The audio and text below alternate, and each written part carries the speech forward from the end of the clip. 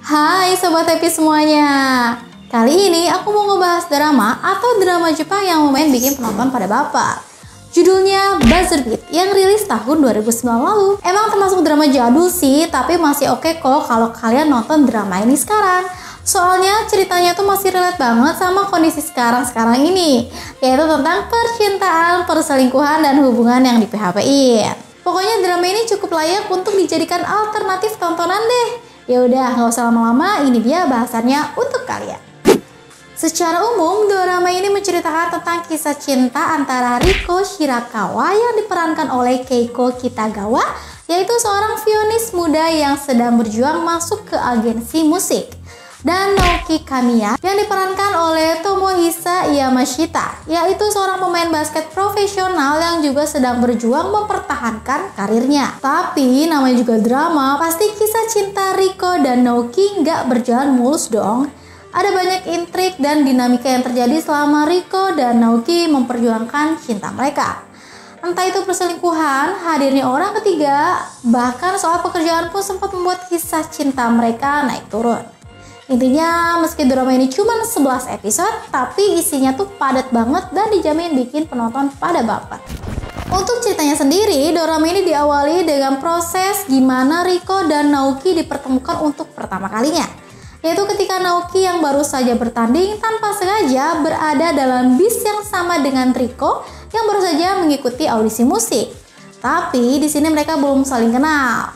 Mereka cuma duduk sebelahan sambil ngobrol sama temannya masing-masing.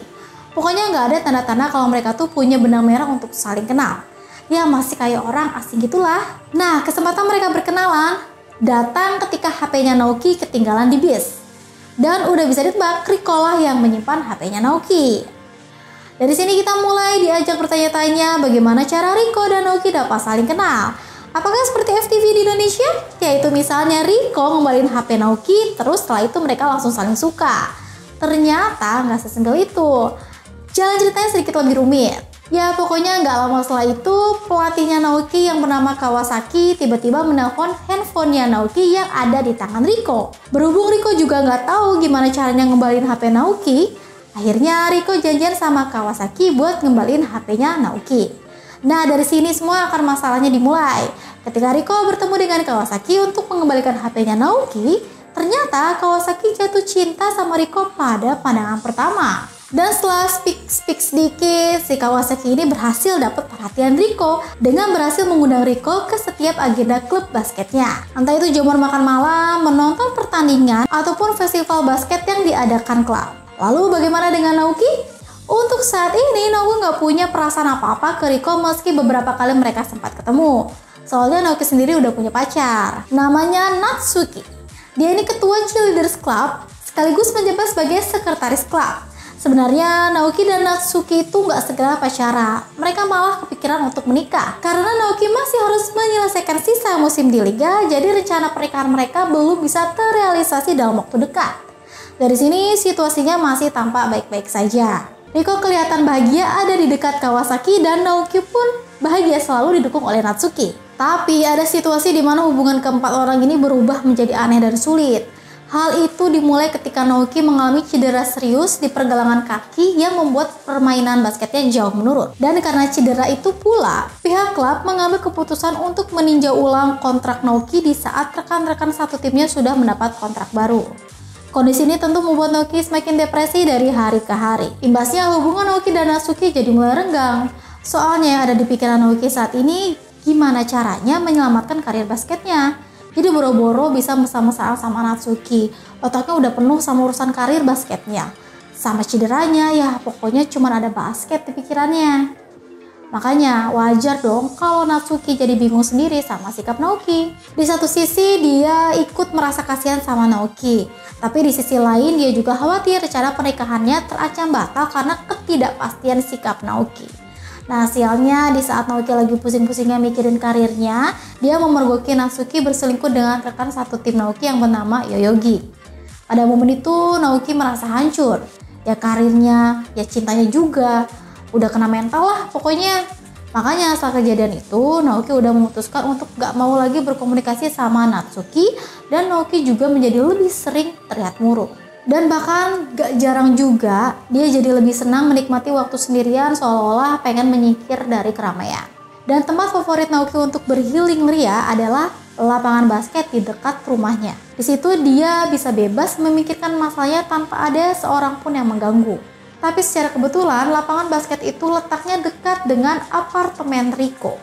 Nah, suatu waktu ketika Riko kebetulan sedang berlatih biola di lapangan basket itu, Naoki tiba-tiba datang dan dari situlah kedekatan mereka dimulai. Jadi meski awalnya cuma tahu muka doang, tapi setelah pertemuan hari itu mereka jadi lebih dekat. Dan dengan semakin seringnya mereka bertemu, hal itu menumbuhkan perasaan yang aneh dalam diri mereka masing-masing. Perasaan aneh itu mirip dengan perasaan dua orang yang sedang jatuh cinta. Tapi mereka sendiri juga nggak yakin apakah perasaan aneh itu beneran perasaan cinta atau cuma sekedar perasaan simpatis mata. Nah, sampai pada suatu ketika, Naoki dan Riko sudah mulai merasakan kenyamanan. Entah itu pada saat mereka mengobrol, menghabiskan waktu bersama, atau hanya sekedar bertemu saja sudah membuat mereka bahagia. Hingga akhirnya mereka pun memutuskan untuk berpacaran, tapi dengan satu keputusan bahwa hubungan mereka harus dirahasiakan. Terutama kepada Kawasaki yang notabene adalah pelatih basket klubnya Naoki. Ya kalau ke Natsuki sih Naoki udah bodo amat. Jadi walaupun Natsuki kelihatan gak rela kalau Naoki pacaran sama Riko, bahkan sampai pengen misahin mereka, tapi Naoki gak mau ambil pusing. Toh dia juga udah selingkuh. Paling masalahnya ada di Kawasaki yang masih berjuang untuk mendapatkan cintanya Riko. Soalnya begini, Naoki gak mau suasana ruang ganti di klubnya jadi aneh gara-gara masalah percintaan. Pasti nanti jadi awkward banget kan? Makanya lebih baik Naoki merahasiakan hubungannya dengan Riko dan pelatihnya itu. Soalnya gak lucu aja gitu, masa ada pelatih dan pemainnya sampai berantem gara-gara rebutan cewek. Nah pertanyaannya, bagaimana kelanjutan hubungan Riko dan Naoki? Apakah mereka bisa bahagia meski ada orang-orang yang mencoba merusak hubungan mereka? Tentu kalian harus menontonnya sendiri. Oke, seperti biasa aku akan membahas beberapa fakta menarik dari drama Buzzer Beat ini. Karena masih sekarang eranya drama-drama Korea, tapi kalian gak ada salahnya dong untuk mencoba nonton drama atau drama Jepang yang satu ini. Yaudah langsung aja kita bahas fakta menarik dari drama Buzzer Beat ini. Dinamika konflik percintaannya lumayan kompleks. Seperti yang sudah aku ceritakan di awal, fokus drama ini adalah tentang kisah cinta Naoki dan Riko yang berliku-liku. Nah, walaupun fokus cerita ada di mereka berdua, tapi ternyata ada konflik percintaan lain yang disajikan di drama ini meski porsinya nggak terlalu banyak. Dan kalau digambarkan, hubungan Riko dan Naoki ini ternyata mempengaruhi kisah cinta orang-orang terdekat mereka. Misalnya, Natsuki mantannya Naoki. Setelah dia ketahuan selingkuh, pada akhirnya dia berpacaran sama selingkuhannya yang bernama Yoyogi. Tapi ternyata Yoyogi ini punya selingkuhan yang bernama Kanazawa, yaitu bawahan Natsuki di kantor. Dan diketahui juga Natsuki ini ternyata disukai sama teman satu tim Naoki yang bernama Utsunomiya dari dulu, bahkan sebelum Naoki dan Natsuki berpacaran.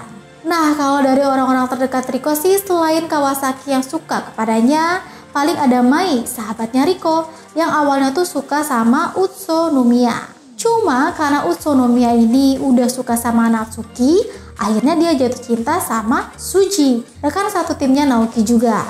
Kompleks dan rumit banget kan kisah percintaan di drama ini? Hal itu membuktikan bahwa meski drama ini cuma ada 11 episode, tapi kita bisa menyimak beberapa intrik percintaan lain yang disajikan dalam drama Buzzer Beat ini. Banner ikonik bertuliskan "Love Makes Me Strong". Kalau ini sih mungkin gak terlalu mencolok ya, dan mungkin juga penontonnya gak terlalu memperhatikan. Cuma entah kenapa aku tertarik banget sama tulisan di baliho yang ada di lapangan basket dekat apartemennya Riko. Soalnya menurutku pas banget sama jalan cerita di drama ini. Bahwa cinta mereka bisa secara ajaib menguatkan hati orang-orang dalam menghadapi kesulitan-kesulitan hidup. Misalnya apa yang dialami oleh tokoh Riko dan Naoki. Jadi seperti yang digambarkan di dramanya, Riko ini selalu gagal dalam setiap audisi musik yang dijalaninya.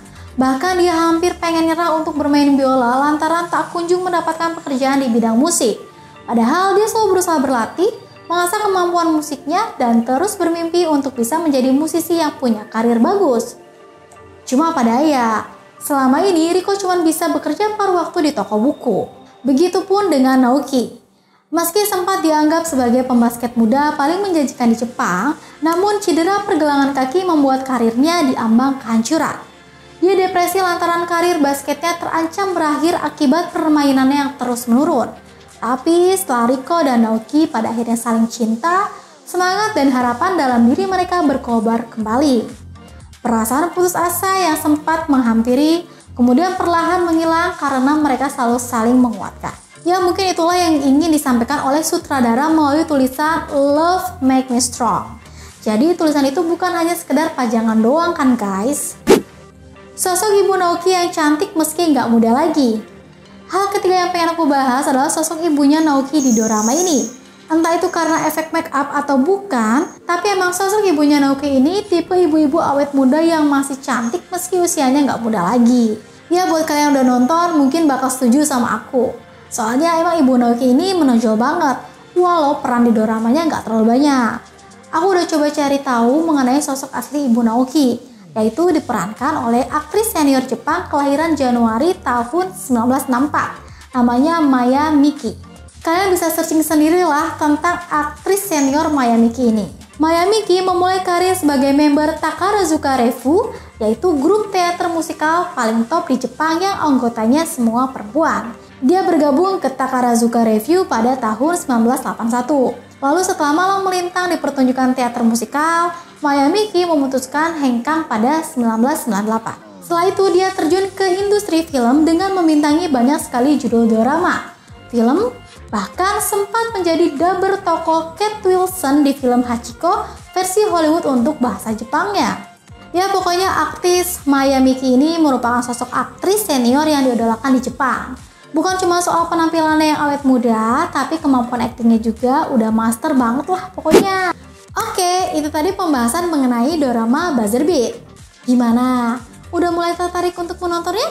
Kalau kalian pengen nonton dorama ini, silahkan nonton sendiri di bioskop-bioskop online kesayangan kalian ya. Ya udah, jadi segitu dulu ya pembahasan dorama Buzzer Beat dari aku. Jangan lupa nonton terus tayangan-tayangan lainnya di kanal Sai Putra Project. Kalau gitu aku pamit dulu ya. Bye!